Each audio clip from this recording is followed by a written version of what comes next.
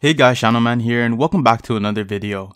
So I finished Ghost of Tsushima earlier this year and I realized this game was done dirty at the Game Awards.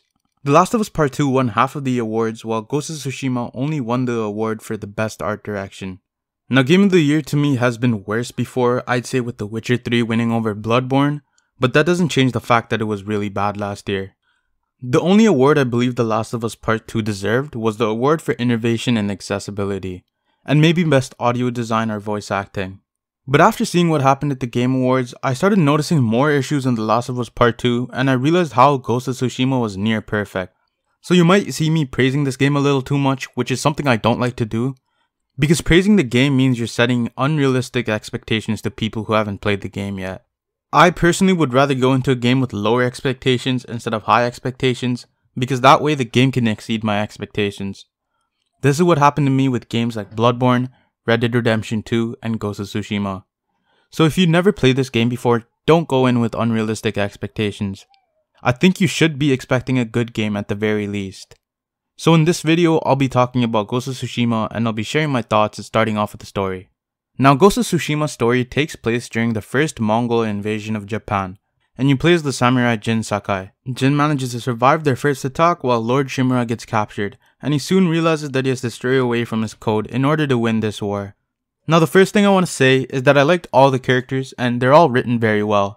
Not only that, but the game takes the right amount of time to finish without ever dragging. You're never waiting for this game to end. Now the side tales were also pretty good, but I did feel as if some of them were generic. But at the end of the day, it never really bothered me because the gameplay made up for it. And I'll get to the gameplay in a bit. But something I want to say is that I think this game has the best title sequence of all video games, and the ending is an ending that really hits. It's probably my second favorite ending of any video game I played after Red Dead Redemption 2. Now what I'm about to say is kind of a spoiler if you'd consider it a spoiler, but there are two different endings, and they both make sense and they're both equally good. Choosing which ending was probably the hardest decision I had to make in any video game. But eventually, I ended up choosing the ending where you press R2. The only issue of the story that I can think of is that it might not be original to some people.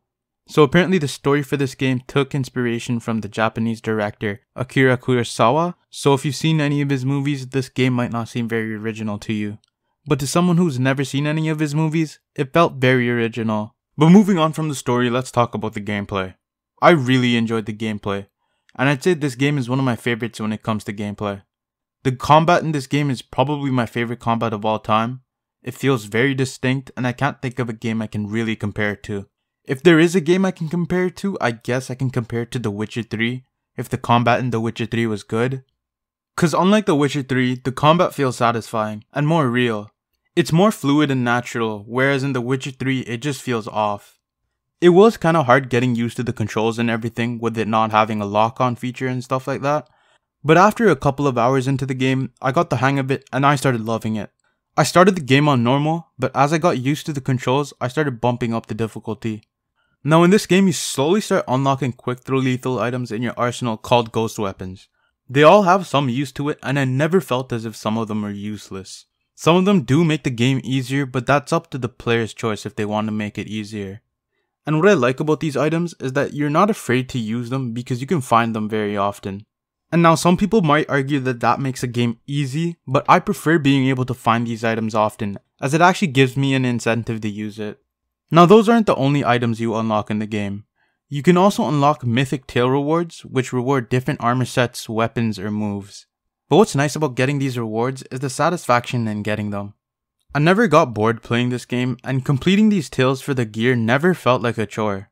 And what makes them better is that they have this cool 2D cutscene before starting the quest, explaining the lore behind whatever item you're getting. And they usually involve some sort of puzzle or duel, which are not copy and paste from the regular side missions. Now something else that I liked in this game were the different stances for different types of enemies, and more specifically the ghost stance.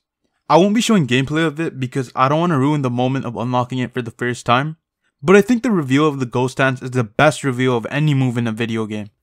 It's also a really nice reward for having a kill streak, because in other games you'd usually have a score bar of some sort you have to fill up. But in this game, it's a kill streak that can be gone in an instant if you get damaged. It's a really nice high risk high reward system, and I think the difficulty in unlocking it is pretty balanced. Sometimes I make some dumb moves getting my streak reset, and it's nice that they punish you for doing something stupid. I also like having it reset because it actually gives the player an incentive to use it instead of just saving it. Normally in other games, I would just save my special move for later and then I would just end up forgetting about it. But with it being reset in this game, I actually end up using it, and it's very satisfying. Now the one issue with the gameplay is the stealth portion, I'd say.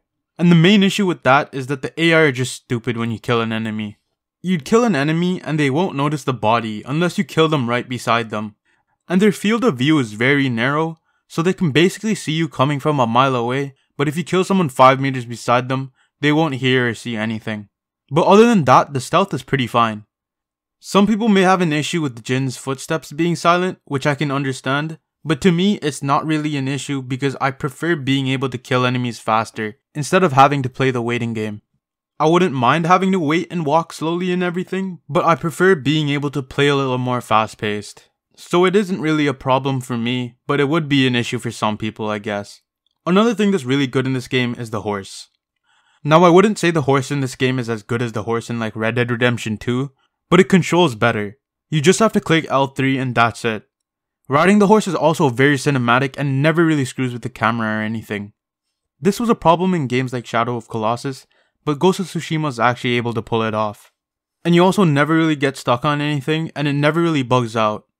The game also has a lot of upgrades that can unlock different moves and everything, and you become a god by the end of the game, which makes the grind very rewarding. This game is really fun, and it's one of my favorite single player games when it comes to gameplay. Now something I want to talk about for a bit is the side content. What I first want to say about the side content is that there's a perfect amount of objectives and activities to complete for the upgrades, and there's a perfect amount of items to collect for the platinum. So when I'm talking about the objectives and activities, I'm talking about the hot springs, the Inari shrines, Pillar of Honors, and you know the rest.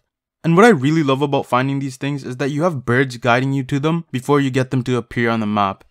But even after having them appear on the minimap after liberating all the occupied areas, which is probably the best side activity by the way, you're being guided by the wind and not some marker on a map. And this brings me to the HUD. This game has the best HUD of all time. Very minimalistic with nothing breaking the immersion. There's no semen splattered across the screen that you need to wipe off in order to see the world. And speaking of the world, it's pretty good.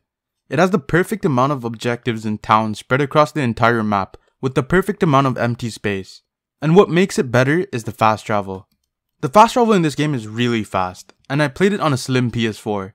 I think the longest I had to wait was like 10 seconds, and on average it took like 6 seconds I want to say. You can see how fast it is in the gameplay right here. But on top of that, the game looks amazing. I wouldn't say it's the best looking game, but I would say it's the most beautiful game I played. I'd say the best looking open world game is Red Dead Redemption 2, in terms of its graphics, textures and everything. But this game has better looking colors, landscapes and environments. I only have one nitpick with the game, and it's that there are a lot of cutscenes that are shot far from the characters speaking to hide the lip animations while they're talking. And there's also no lip sync for the Japanese dub. Which at the end of the day doesn't really matter to me because I played the game in English, so it's not a fair reason to take points off the game in my opinion. Now before I get onto the score, let me give it a platinum rating. Now the platinum for this game is really straightforward and there's no difficult trophy. None of the trophies are missable and you'll get all the trophies by completing everything the game has to offer. There are 1 or 2 trophies you might need a guide on, but other than those 2 trophies, there should be no problem in getting the platinum. I'm going to give the platinum a 1 out of 10 platinum difficulty. So Ghost of Tsushima is one of my favorite games of all time, but if you never played it, don't be expecting it to be one. I would rather be going into a game with low expectations because I don't want to be underwhelmed. So if you're like me, just expect a good game. But personally, this game is tied to having the best gameplay with Bloodborne when it comes to a single player game, with one of the greatest stories. All the side content is done very well, the world is beautiful, and the game functions well, with the only issue being the stealth portion of the game. With that being said, I think this game's an excellent out of 10. I wanted to give it a masterpiece out of 10, but I think there's only one game that deserves it, and I might make a video on it sometime. But if you haven't played the game, I'd say get the game whenever. It's definitely worth full price. I played it on the hard difficulty, but I suggest playing it on the hardest difficulty. It takes some time getting used to the camera, controls and everything, but once you get used to everything, bump up the difficulty to the hardest difficulty. This game got robbed hard, but not as hard as Bloodborne getting robbed by The Witcher 3. I'll be making a video on The Witcher 3 soon, so make sure to subscribe and turn on notifications. Also, if you can leave a like, comment down your thoughts, and share the video, it would be greatly appreciated. Don't forget to check out my Twitch, Instagram, and Twitter in the links in the description. But anyways, that's all for this video, and I'll see you guys in the next one.